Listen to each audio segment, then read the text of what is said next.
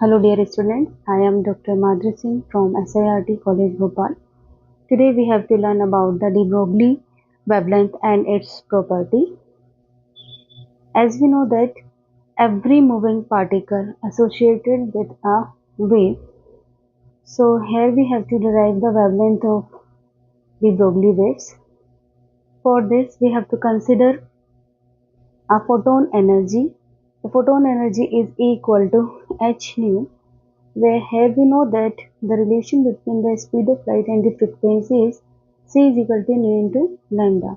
So here we uh, find the value of nu is c by lambda and its value is substituted in equation 1. So we get E is equal to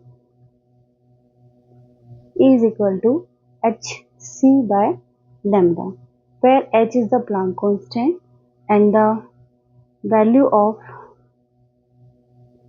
h is 6.62 into 10 to the power minus 34. And according to Einstein energy mass relation, E is equal to mc square. So we have to put down this value of E in equation 1. So we get E is equal to mc square. We have to put down the value of E in equation 1. So we get the mc square is equal to sc by lambda. And here we get the value of lambda is equal to h upon mc. Now we can replace the with the particle, so we can write the lambda is equal to h upon mv, and as we know that mv is equal to momentum, so the wavelength of de Broglie waves is lambda is equal to h upon p. This is the de Broglie wavelength.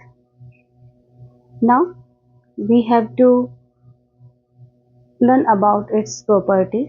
The first property is de Broglie waves. As we know that light shows the dual nature as well as the particle nature and the wave nature. So the de Broglie waves, it shows the wave particle duality. So we can say that particle exhibits both particles and wave characteristics. Wavelength depends on momentum and velocity. So heavier or faster particles have smaller wavelength and faster particles have shorter wavelength and slower ones have longer wavelength. Next property is invisible to naked eyes. The de Broglie wavelength for microscopic bodies like cricket balls is extremely small, so hence it is negligible.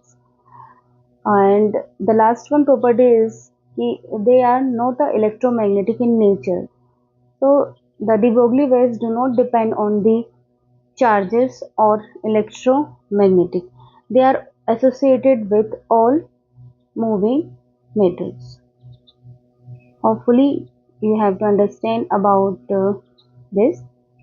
Thank you.